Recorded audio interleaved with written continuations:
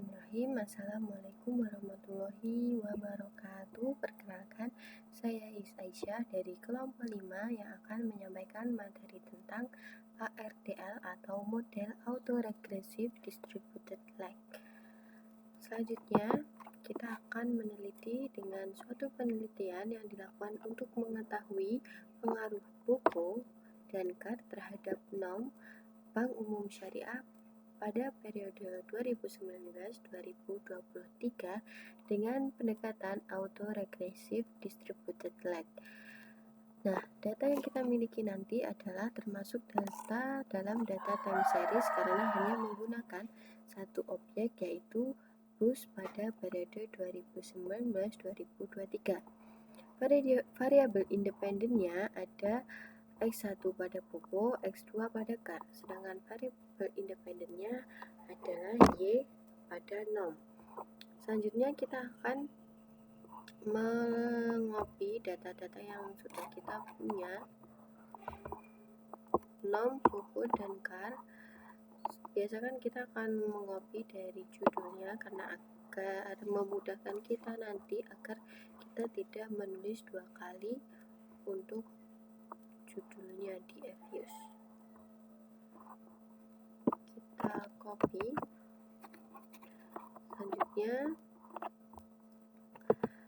langkah analisisnya yang pertama ada pengujian statistik deskriptif, yang kedua ada pengujian stasionaritas, yang ketiga ada penentuan lag optimum, yang keempat ada model ARDL secara umum, yang kelima ada pengujian kointegrasi, yang keenam ada pengujian asumsi klasik, yang ketujuh ada interpretasi model jangka pendek, dan yang terakhir ada interpretasi model jangka panjang. Selanjutnya langsung saja kita masuk ke Fuse. Create a new Fuse profile. Profilenya kita pakai date. Frekuensinya kita pakai monthly karena data yang kita miliki adalah monthly. Standard date-nya kita dari start date-nya kita dari 2019 sampai dengan 2023. Kita klik OK. Oke, sudah. Selanjutnya kita akan masukkan data kita tadi dengan cara klik quick empty group. Jangan lupa scroll sampai atas. Klik paling atas, kita copy. Nah, ini adalah data-data kita tadi. Selanjutnya yang kita lakukan pertama adalah dengan cara uji deskriptif.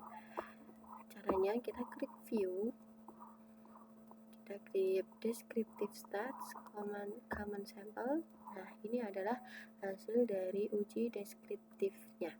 Kita klik, kita freeze, kita name underscore 1 underscore deskriptif. Oke, klik OK. Nah, selanjutnya kita akan melakukan uji multikolinearitas. Yang kita lakukan pertama adalah kita klik view, covariance analysis, terus kita centang yang correlation, kita matikan covariance-nya, layout-nya adalah single table, kita klik OK. Nah, di sini adalah hasil dari uji multikolinearitas. Selanjutnya kita freeze, kita name underscore 2 underscore multikolinearitas. Oke. Selanjutnya langkah kita yang kedua adalah uji stasionaritas. Langkah analisis yang kedua adalah uji stasionaritas. Kita close dulu, write until group yes. Nah, yang pertama itu adalah kita klik 2 pada BOPO. Cara uji stasionaritas yang pertama adalah kita klik view, unit rotate, standard unit rotate. Kita klik langkah yang pertama adalah langkah level, tingkat level, kita klik OK. Nah, hasilnya dilihat pada probability-nya yaitu 0,461, tandanya dia lebih besar daripada 0,05, maka dari itu dia belum stasioner pada tingkat level. kita freeze dulu, kita name, kita beri nama underscore 3 underscore s underscore bobo underscore l. Klik OK. Selanjutnya kita akan melakukan uji stasionaritas bobo pada tingkat first difference. Kita klik unit row test, kita klik view unit row test, dan dari unit row test kita pilih tingkat first difference, kita klik OK. Nah, di sini hasilnya sudah 0,000, maka bobo sudah stasionaritas pada tingkat first difference. Jangan lupa kita freeze, kita name underscore 3 underscore o underscore s underscore bobo underscore f. Klik OK. Karena bobo sudah stasioner pada tingkat first difference, kita close, kita ke car, kita klik 2 kali pada car, kita klik view, klik unit row test, standard unit row test, kita pilih pada tingkat level, kita klik OK. Hasilnya pada probability-nya adalah 0,6197, tandanya dia belum stasioner pada tingkat level. Jangan lupa kita freeze, kita name underscore 3 underscore s underscore car underscore l, kita klik OK. Oke, selanjutnya kita uji stasionaritas pada tingkat first difference. Kita klik view unit row test, standard unit row test, first difference, kita klik OK. Nah, ini hasilnya sudah 0,000, tandanya car stasioner sudah stasioner pada tingkat first difference. Jangan lupa kita freeze, kita name underscore 3 underscore s underscore car underscore f, kita klik OK. Oke, karena car sudah stasioner pada tingkat first difference, kita close, kita ke nom, kita klik nom 2 kali. Selanjutnya kita klik view unit row test, standard unit row test, kita pilih tingkat level, kita klik OK.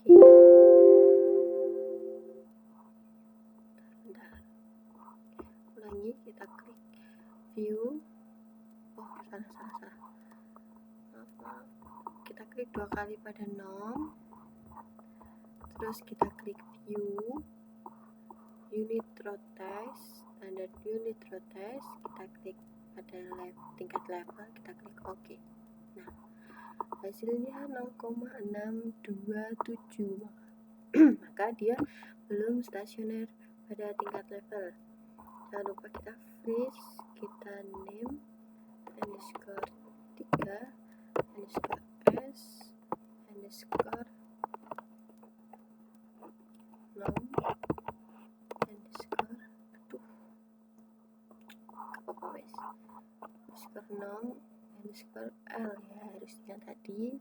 Terus kita close, kita klik view, kita klik unit row test, kita klik standard unit row test, kita klik langkah tingkat yang kedua adalah tingkat first difference, kita klik OK. Nah, pada tingkat first difference nom sudah 0,000, tandanya nom sudah stasioner pada tingkat first difference. Jangan lupa kita freeze, kita name underscore 3 underscore s underscore nom underscore f, klik OK. Oke, sudah. Selanjutnya kita akan melakukan uji analisis ARDL. Nah, langkah yang kita lakukan pertama adalah kita close ini. Oke. Terus pertama, karena kita mau melakukan menganalisis ARDL, kita klik kontrol, kita klik Bobo urut dari X1, car X2, dan Y nom. Kita klik kanan, kita klik open, terus as equation. Nah, pada equation estimation di sini kita mengganti metodenya itu dengan ARDL, Auto Regression Distributed Lab. Nah, di situ. Nah, di sini kita ada beberapa kriteria yang akan dimasukkan. Nah, kita menggunakan basic default yang ada pada ARDL ini saja. Defaultnya adalah auto selection yang ini. Kenapa kita memilih ini? Karena untuk mendapatkan model terbaik dia menggunakan seleksi yang secara otomatis dengan dependent variable maksimal Lexia 4, terus regression maksimal Lexia juga 4. Kita klik OK. Oke. Nah, di sini sudah ada model model umum ARDL-nya. Ini. Nah, sebelum kita menganalisis yang ini, kita analisis tadi stasionernya terlebih dahulu. Nah, uji stasionernya kita buat tabel seperti ini, karena tadi Bobo, car, dan nom pada tingkat level belum stasioner, maka di sini keputusannya tidak stasioner. Sedangkan pada tingkat first difference, Bobo, car, dan nom tadi sudah stasioner pada tingkat first difference. Oke, selanjutnya adalah model umum yang sudah kita dapatkan tadi, yang ini. Ini kita pindah ke sini dulu. Kita lihat dari sini model umum atau pengujian lag optimum. Nah, pertama itu kita lihat dependent variabelnya. Dependent variabelnya ini adalah nom. Terus yang kedua itu adalah kita lihat dynamic regressornya adalah 4 legs automatic. Nah, ini adalah variabel X-nya yaitu Bobo dan car. Terus kita lihat selected modelnya sama dengan ARDL 3,4,6. Nah, maksud dari ini adalah 3 itu untuk nom, karena nomnya ada nomin 1, nomin 2, nomin 3, berarti dia mendapatkan nilai 3 di sini, di dalam kurung ini kan dia 3, makanya dia dilihat dari sini, nomin 1, nomin 2, nomin 3, dia dapat 3. Dan 4 ini untuk Bobo ini kan ada 1, 2, 3, 4, 5. Di sini ada 5 di variabel ini, di bagian variabel Bobo ada 5. Nah, Bobo yang pertama ini itu adalah 0 karena dia tidak ada seperti temannya yang min 1, min 2, min 3, dan min 4. Nah, Bobo yang lainnya ada Bobo min 1, min 2, min 3, min 4. Nah, yang dihitung adalah yang ini, yang 4 ini, 1, 2, 3, 4. Dan yang 0 itu untuk car. Nah, karena dia tidak ada angkanya di belakangnya. Oke, dan umumnya pengujian algoritmenya tadi seperti itu. Selanjutnya kita akan melakukan ini kita jangan lupa kita name dulu, kita kasih nama ARDL, klik OK. Oke, selanjutnya kita akan mencari model terbaik dari sini. Kita klik view, kita pilih model selection summary, kita pilih kriteria tabel. Nah, kriteria tabelnya itu yang terbaik ada di sini. Selanjutnya karena ini terlalu banyak, kita lihat dari grafiknya, kita klik view, kita klik model selection summary, kita klik kriteria graph. Nah, model terbaiknya ada di sini, di ARDL sini ya. Oke, selanjutnya kita freeze,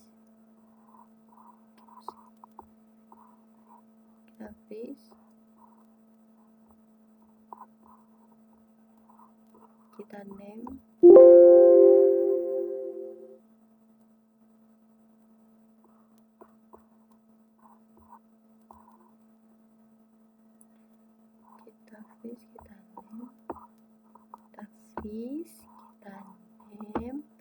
kita beri nama _4 _ model terbaik.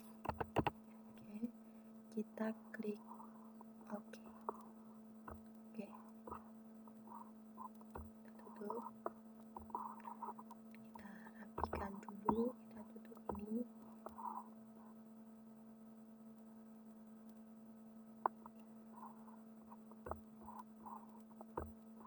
Oke, selanjutnya kita akan melakukan uji kointegrasi.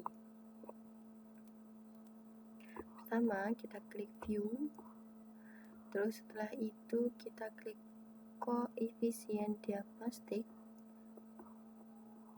terus selanjutnya kita pilih long run from endpoint test,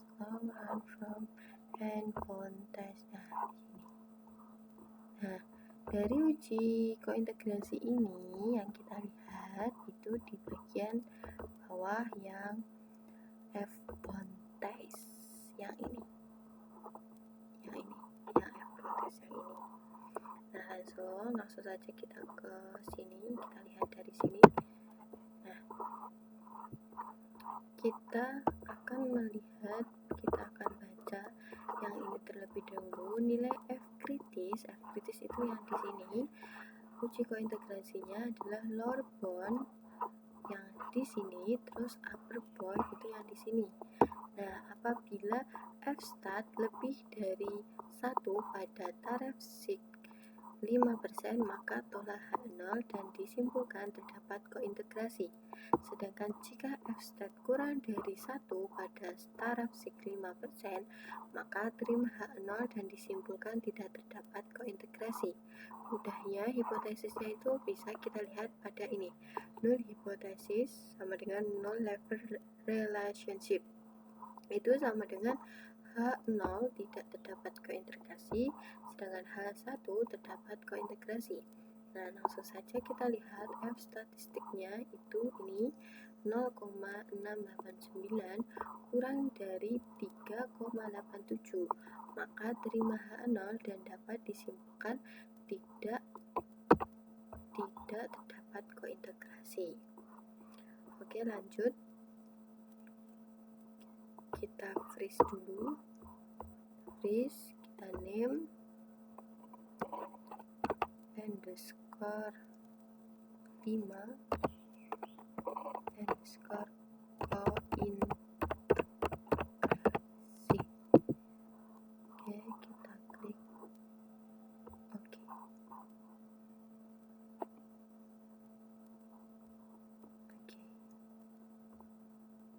Oke, selanjutnya kita akan melakukan uji jangka pendek. Yang pertama kita lakukan adalah kita klik view, kita klik koefisien diagnostis, kita klik error correction from.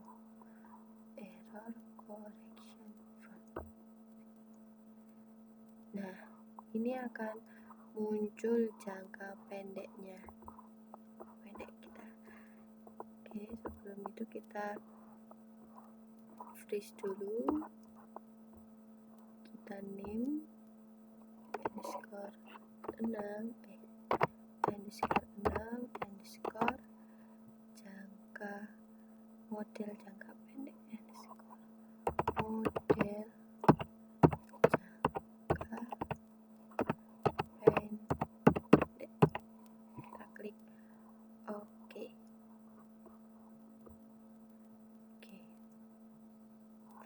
Nah, habis itu setelah kita melakukan uji jangka pendek tadi, kita akan menganalisis uji jangka pendek lagi, model jangka pendek tadi. Nah, yang kita lihat itu ada ini tuh, ECM regression, restricted constant and no trend. Nah, itu maksudnya adalah jadi kita mengabaikan konstan dan tren di dalam model yang kita miliki. Nah, setelah itu kita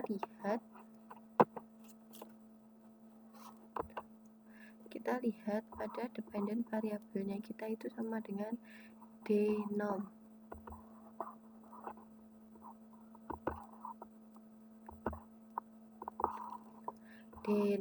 Nah, koefisiennya ini salah, jadi kita dapat model jangka pendeknya itu dapat diartikan seperti ini. Denom sama dengan 0,071 kali denom min 1. Nah, ini itu dari sini 0,071 dikalikan denom min 1 ditambah bawahnya, karena dia nilainya plus bukan min, makanya ditambah 0,405 denom min 2. Terus habis itu ditambah lagi bawahnya, karena dia positif nilainya maka di plus 0,04748 kali D bobo ditambah 0,006 dikali D bobo min 1 dikurangi 0,03 dikali D bobo min 2 ditambah 0,02 dikali D bobo min 3 dikurangi 0 min dikurangi 0,05 kali kointak min 1. Nah, itu tadi adalah penjelasan dari model jangka pendeknya. Dilihatnya dari koefisiennya dan variabelnya. Oke. Selanjutnya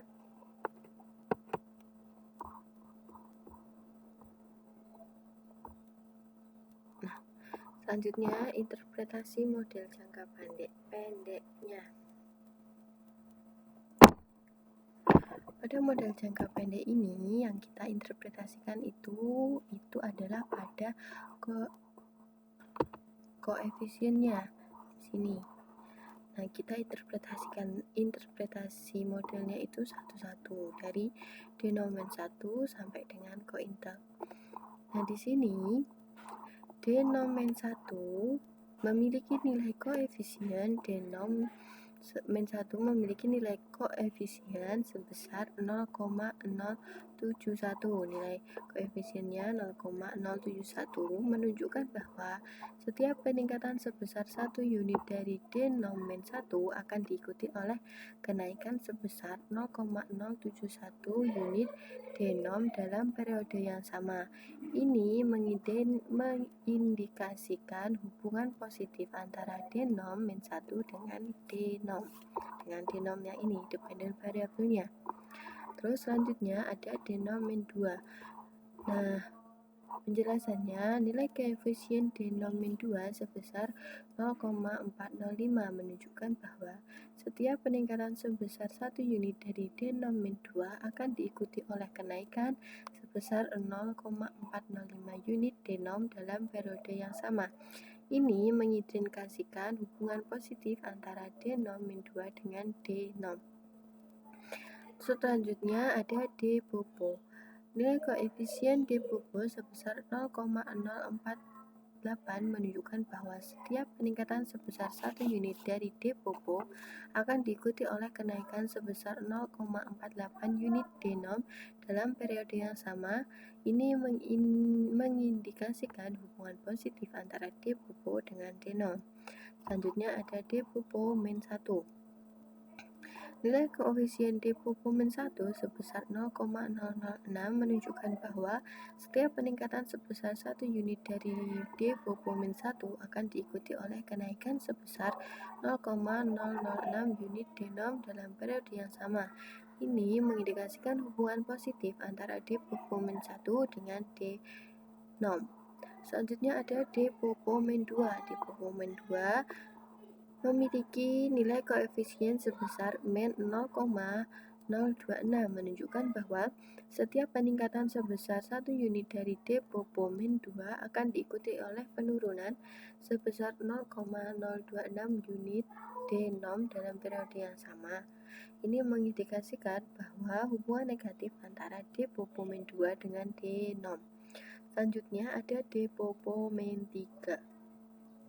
Nilai koefisien D Bobo min 3 sebesar 0,022 menunjukkan bahwa setiap peningkatan sebesar 1 unit dari D Bobo min 3 akan diikuti oleh kenaikan sebesar 0,22 unit denom dalam periode yang sama. Ini mengindikasikan hubungan positif antara D Bobo min 3 dan denom. Nah, terakhir ada kointek min 1. Nilai koefisien kointek min 1 sebesar 0,05 menunjukkan bahwa jika terjadi deviasi dari keseimbangan jangka panjang, maka sistem akan mengoreksi sekitar 5% per bulan untuk kembali ke keseimbangan tersebut. Membutuhkan 1000 bagi 0,05 berarti membutuhkan 2000 bulan. Oke, selanjutnya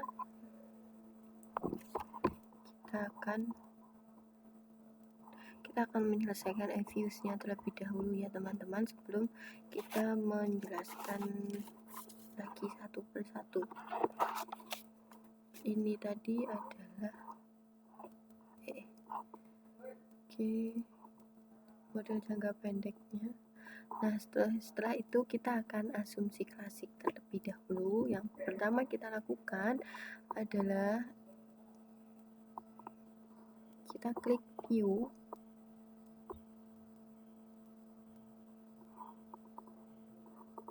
Kita klik residual diagnosis. Terus kita pilih histogram normalitas.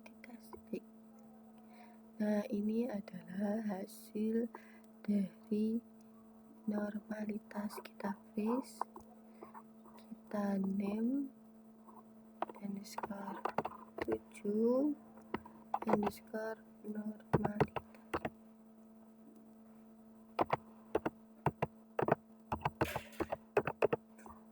Oke. Selanjutnya kita akan melakukan uji autokorelasi. Kita klik view, residual diagnosis,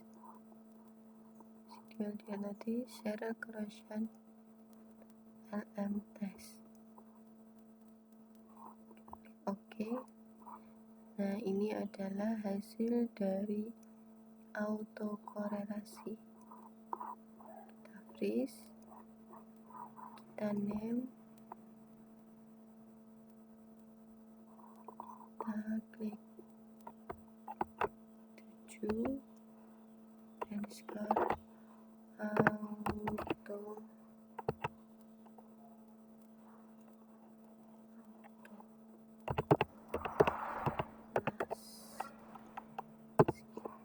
Kita klik OK. ulang. Terus selanjutnya kita akan uji heteroskedasticity. Kita klik view residual diagnosis, terus skedasticity test.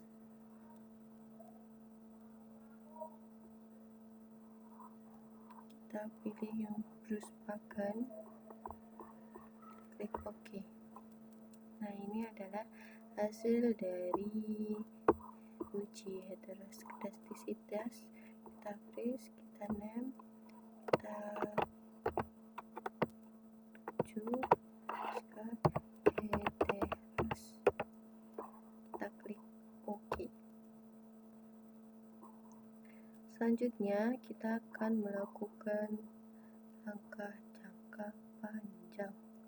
Kita close, kita klik view koefisien diagnostik, kita pilih long run from test. Nah, ini adalah hasil dari jangka panjang. Kita freeze, kita name underscore jangka underscore jangka panjang. Oke, kita klik OK. Selanjutnya kita akan mencari model secara umumnya. Kita klik, kita silang dulu, kita klik ARDL 2 kali. Setelah itu kita klik view estimate output, view estimate out sini. Nah, ini adalah ARDL umum. Kita freeze, kita name skor 9 underscore ARDL klik OK. Oke teman-teman, sudah selesai untuk review-nya. Selanjutnya kita akan menganalisis lagi tadi tentang interpretasi model jangka pendeknya. Nah, ini ada model jangka pendeknya untuk uji T.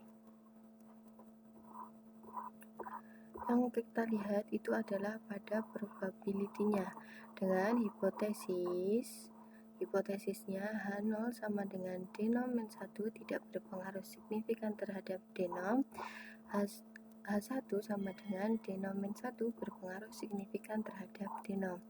Nah, nilai probability pada denom min 1 adalah 0,62 lebih besar daripada 0,5, maka terima H0 dan disimpulkan denom min 1 tidak berpengaruh signifikan terhadap denom. Selanjutnya uji T, model jangka pendek uji T pada denom min 2 dengan hipotesis H0 sama dengan denom min 2 tidak berpengaruh signifikan terhadap denom, H1 sama dengan denom min 2 berpengaruh signifikan terhadap denom. Nilai probability dari denom min 2 adalah 0,01 kurang dari 0,5, maka tolak H0 dan disimpulkan denom min 2 berpengaruh signifikan terhadap denom. Selanjutnya D Bobo dengan hipotesis H0 sama dengan D Bobo tidak berpengaruh signifikan terhadap denom, H1 D Bobo berpengaruh signifikan terhadap denom. Nilai probabilitas sebesar 0,0 maka kurang dari 0,5, maka tolak H0 dan disimpulkan D Bobo berpengaruh signifikan terhadap denom. Selanjutnya D Bobo min 1 dengan hipotesis H0 sama dengan D Bobo min 1 tidak berpengaruh signifikan terhadap denom, H min 1 D Bobo min 1 berpengaruh signifikan terhadap denom. Nilai probability-nya sebesar 0,66, maka lebih besar dari 0,05, maka terima H0 dan disimpulkan D-Bobo-1 tidak berpengaruh signifikan terhadap D0.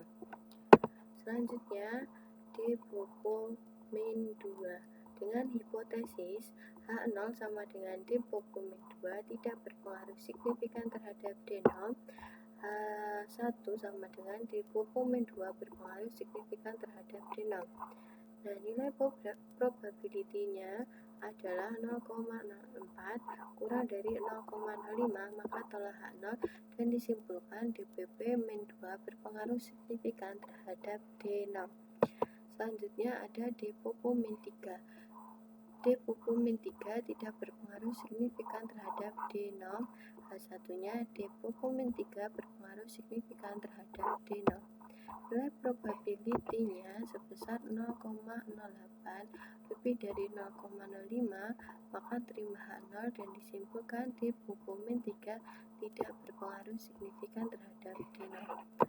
Yang terakhir ada kointegmen 1 dengan hipotesis H0 kointegmen 1 tidak berpengaruh signifikan terhadap D0, H1 kointegmen 1 berpengaruh signifikan terhadap D0. Nilai probability kointegnya adalah 0,09, maka lebih besar daripada 0,05, maka terima H0 dan disimpulkan kointeg tidak berpengaruh signifikan terhadap D0.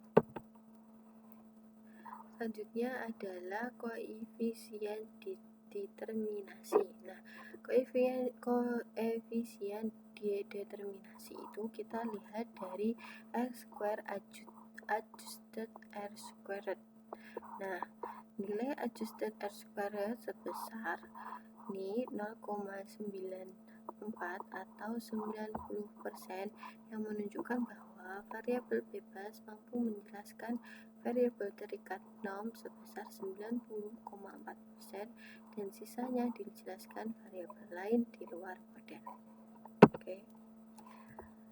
Oke, sekian dari saya Aisyah dari kelompok 5 yang mengampu materi tentang KRDL.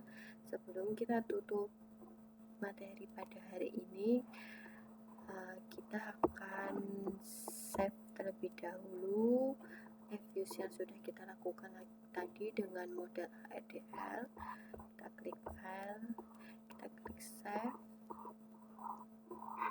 kita klik UAS ekonometrika, kita save single person. Oke, sekian dari saya. Terima kasih. Apabila ada kurang lebihnya saya mohon maaf. Wassalamualaikum warahmatullahi wabarakatuh.